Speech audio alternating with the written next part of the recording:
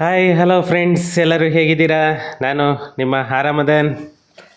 Friends, ಇನ್ನು ನನ್ನ ಚಾನಲನ್ನು ಯಾರೆಲ್ಲ ಸಬ್ಸ್ಕ್ರೈಬ್ ಮಾಡ್ಕೊಂಡಿಲ್ಲ ಪ್ಲೀಸ್ ಸಬ್ಸ್ಕ್ರೈಬ್ ಮಾಡ್ಕೊಳ್ಳಿ. ಹಾಗೆಯೇ ನನ್ನ ವಿಡಿಯೋಸನ್ನು ಎಲ್ಲರಿಗೂ ಶೇರ್ ಮಾಡೋ ಮುಖಾಂತರ ನನಗೆ ಸಪೋರ್ಟ್ ಮಾಡಿ ಅಂತ ಕೇಳ್ತಾ, ಇವತ್ತು ಒಂದು ಒಳ್ಳೆಯದು ಅನ್ನೋದಕ್ಕಿಂತನೂ ಜನಗಳಿಗೆ ಒಂದು ಉಪಯೋಗ ಆಗೋ ಅಂಥ ಒಂದು ಕಾನ್ಸೆಪ್ಟನ್ನು ತೊಗೊಂಡು ಬಂದಿದ್ದೇನೆ. ಏನಂತಂದರೆ, ಇವತ್ತು ನಮ್ಮ ಬೆಂಗಳೂರಿನಲ್ಲಿ ಸುಮಾರು ಕಡೆಗೆ ಜನಗಳ ನಿದ್ದೆನೇ ಹಾಳು ಮಾಡಾಕ್ಬಿಟ್ಟಿದೆ. ಯಾಕಂತಂದರೆ ಜನಗಳಿಗೆ ಒಂದು ನೆಮ್ಮದಿನೇ ಇಲ್ದಿರ ಮಾಡಿಬಿಟ್ಟಿದ್ದಾರೆ ನಮ್ಮ ಗೌರ್ನಮೆಂಟವರು. ನಮ್ಮ ಗೌರ್ನಮೆಂಟ್ ತಪ್ಪ, ನಮ್ಮ ಜನಗಳದ್ದು ತಪ್ಪ, ಒಂದು ಅರ್ಥ ಆಗ್ತಾಯಿಲ್ಲ. ಯಾಕಂತಂದರೆ ಒಂದು ಜನ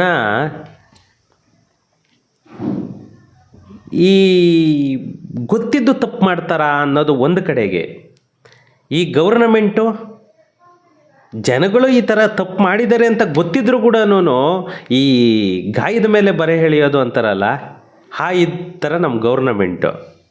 ಇವಾಗಿಲ್ಲಿ ಯಾರನ್ನು ಬ್ಲೇಮ್ ಮಾಡಬೇಕು, ಯಾರ ಕಡೆಗೆ ತಪ್ಪು ಅಂತಂದೇಳಿ ಇದು ಮಾಡಬೇಕು. ಒಂದು ಕಡೆಗೆ ಗೌರ್ನಮೆಂಟ್ ಅವ್ರು ಹೇಳ್ತಾರೆ ನಾವು ರೆವೆನ್ಯೂ ಸೈಟ್ಸ್ ತೊಗೋಬಾರ್ದು ಅಂತ ಹೇಳಿದ್ವಿ ಅಂತ. ಓಕೆ, ಒಪ್ಕೊಳ್ಳೋಣ, ಗೌರ್ನಮೆಂಟ್ ವಾದ ಓಕೆ. ರೆವೆನ್ಯೂ ಸೈಟನ್ನು ರಿಜಿಸ್ಟ್ರೇಷನ್ ಹೆಂಗೆ ಮಾಡಿದ್ರು ಸ್ವಾಮಿ ನಿಮ್ಮ ಸಬ್ ರಿಜಿಸ್ಟರ್ಡ್ಸು?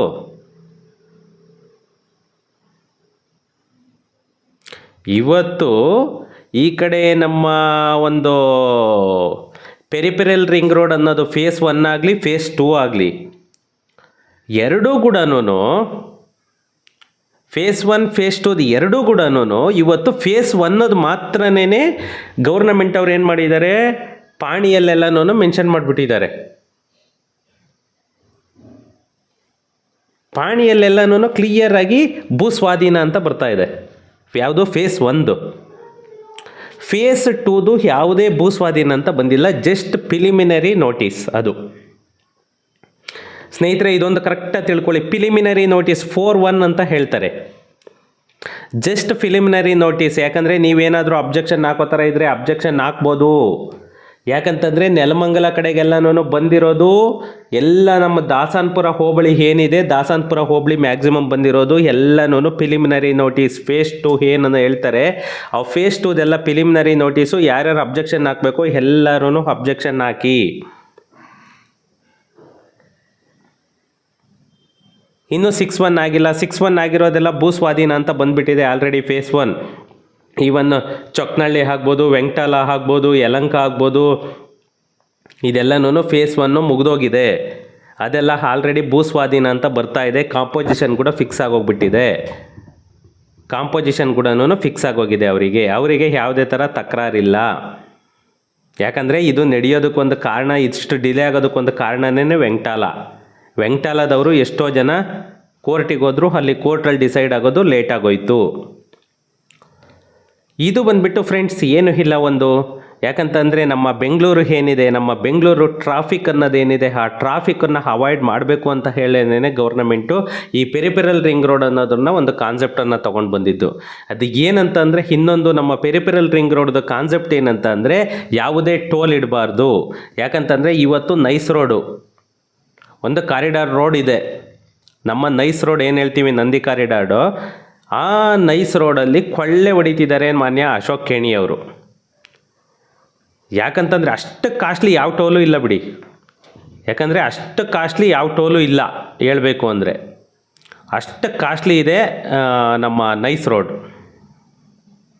ಇವತ್ತು ನೀವು ಯಾವುದೇ NH ಹೋಗಿ ಯಾವ NH ಕೂಡ ಅಷ್ಟು ಕಾಸ್ಟ್ಲಿ ಇಲ್ಲ, ಅಷ್ಟು ಕಾಸ್ಟ್ಲಿ ಇದೆ. ಆ ಉದ್ದೇಶದಿಂದಲೇ ಸುಮಾರು ನೈಸ್ ರೋಡಿಂದನೂ 3-4 ಕಿಲೋಮೀಟರ್ ಏನು ಅಂತರದಲ್ಲಿ ಬರ್ತಾ ಇದೆ ಈ ನಮ್ಮ PRR ಪೆರಿಪೆರಲ್ ರಿಂಗ್ ರೋಡು. ಈ ಪೆರಿಪೆರಲ್ ರಿಂಗ್ ರೋಡು ಬಂದುಬಿಟ್ಟು ಥ್ರೋಟ್ ನಮ್ಮ ಬೆಂಗಳೂರನ್ನು ಕವರ್ ಮಾಡುತ್ತೆ. ಅದು ಬಂದುಬಿಟ್ಟು ಸುಮಾರು 73 ಕಿಲೋಮೀಟರ್.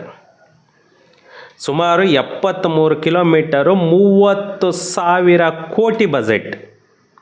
ಒಂದಲ್ಲ ಎರಡಲ್ಲ 30,000 ಕೋಟಿ ಬಜೆಟ್ಟು. ಅದು 8 ಪಥಗಳ ರಸ್ತೆ, 8 ವೇ ಲೈನ್, 30,000 ಕೋಟಿ. ಭೂ ಸ್ವಾಧೀನ ಆಗಿರೋದು ಬಂದ್ಬಿಟ್ಟು 1,800 ಎಕರೆ. ನಮ್ಮ ಬಿ ಡಿ ಎಯಿಂದ ಪೆರಿಫೆರಲ್ ರಿಂಗ್ ರೋಡಿಗೆ ಭೂ ಸ್ವಾಧೀನ ಆಗಿರೋದು ಬಂದ್ಬಿಟ್ಟು 1,800 ಎಕರೆ. ಎಲ್ಲಿಂದ? ನಮ್ಮ ಹೊಸೂರು ರೋಡಿಂದ ಮೈಸೂರು ರೋಡು, ಮೈಸೂರು ರೋಡಿಂದ ಹೊಸೂರು ರೋಡಿಂದ ನಿಮಗೆ ಬನ್ನೇರುಘಟ್ಟ ರೋಡು, ಬನ್ನೇರುಘಟ್ಟ ರೋಡಿಂದ ಕನಕಪುರ ರೋಡು, ಕನಕಪುರ ರೋಡಿಂದ ಮಾಗಡಿ ರೋಡು, ಮಾಗಡಿ ರೋಡಿಂದ ಇದು ಮೈಸೂರು ರೋಡು, ಮೈಸೂರು ರೋಡಿಂದ ಮಾಗಡಿ ರೋಡು, ಮಾಗಡಿ ರೋಡಿಂದ ತುಮಕೂರು ರೋಡು. ಹಿಂಗೆ ಹೊಸೂರು, ಬನ್ನೇರುಘಟ್ಟ, ಕನಕಪುರ, ಮಾಗಡಿ ರೋಡ್, ತುಮಕೂರು ರೋಡ್ ಹಿಂಗೆ ಬರ್ತಾ ಇರೋದು ಅದು. ಆಮೇಲೆ ತುಮಕೂರು ರೋಡಿಂದ ನಿಮಗೆ ಬಳ್ಳಾರಿ ರೋಡು, ಬಳ್ಳಾರಿ ರೋಡಿಂದ old Madras road, old Madras ರೋಡಿಂದ Hosur road. Total city cover ಆಗಿದೆ. ಡಿಸ್ಟೆನ್ಸ್ ಬಂದುಬಿಟ್ಟು 73 ಕಿಲೋಮೀಟರ್.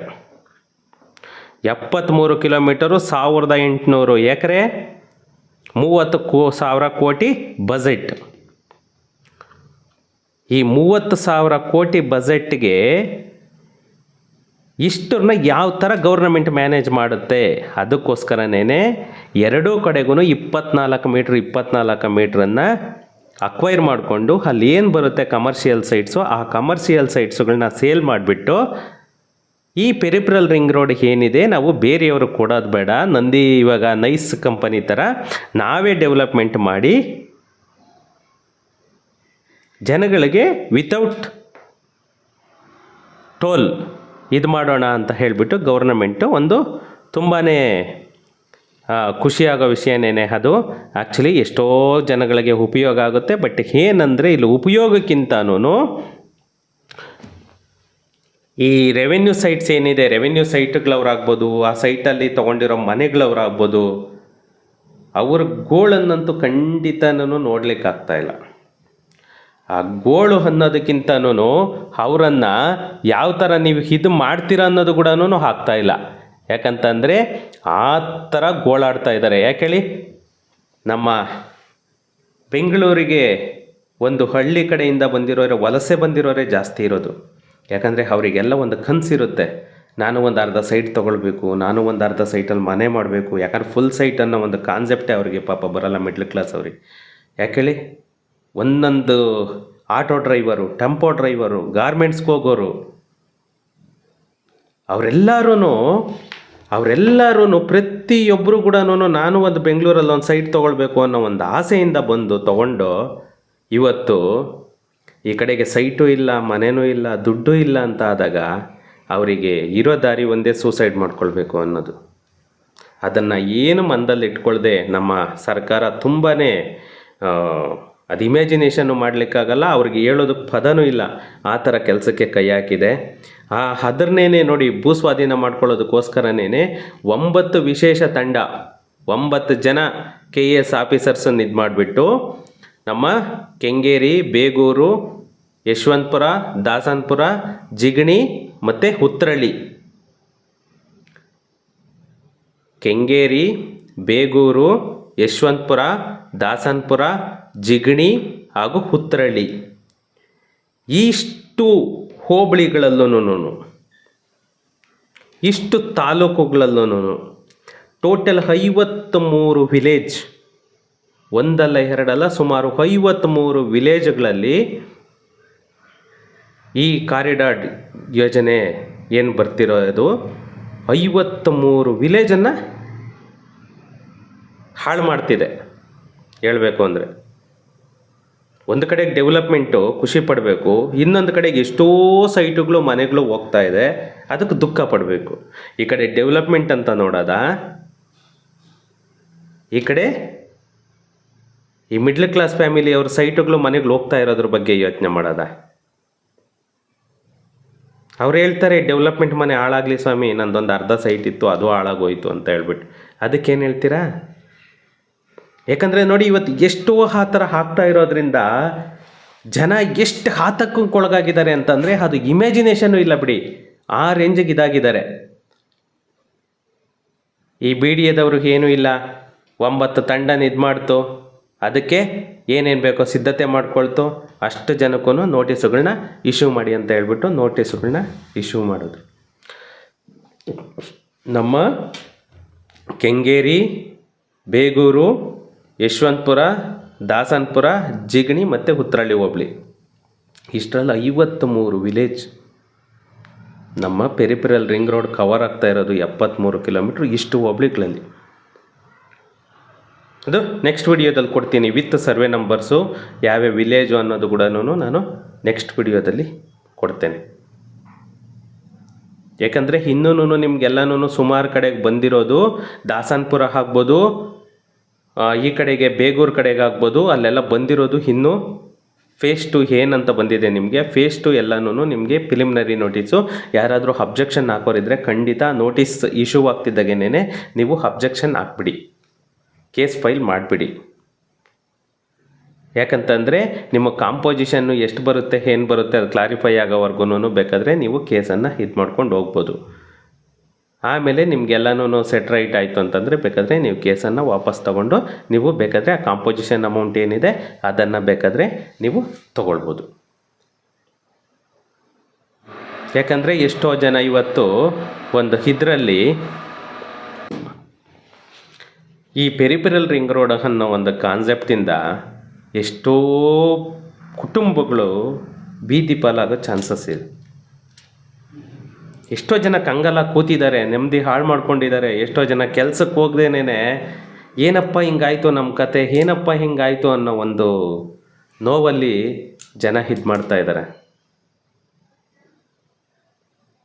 ಇದು ನಮ್ಮ ಕರ್ನಾಟಕ ಸರ್ಕಾರ ಅವರ ನೋವನ್ನು ಬಗೆಹರಿಸುತ್ತಾ ನೋಡಬೇಕು. ಯಾಕಂದರೆ ಇನ್ನೂ ಇದು ಪ್ರಿಲಿಮಿನರಿ ನೋಟಿಸು, ಏನೇನಾಗುತ್ತೋ ನೋಡೋಣ. ಯಾಕಂತಂದರೆ ಇನ್ನೂ ಫೈನಲ್ ನೋಟಿಸ್ ಇದಾಗಿಲ್ಲ, ಅದಾಗೋದಂತೂ ಕನ್ಫರ್ಮು. ಬಟ್ ಒಂದು ಅಟ್ಲೀಸ್ಟ್ ಈ ಬಡವರಿಗೆ ಏನು ಪರಿಹಾರ ಒದಗಿಸುತ್ತೆ ಅನ್ನೋದನ್ನು ಕಾದು ನೋಡೋಣ. ಓಕೆ, ಇನ್ನೊಂದು ವಿಡಿಯೋದಲ್ಲಿ ಸಿಗೋಣ. Thank you.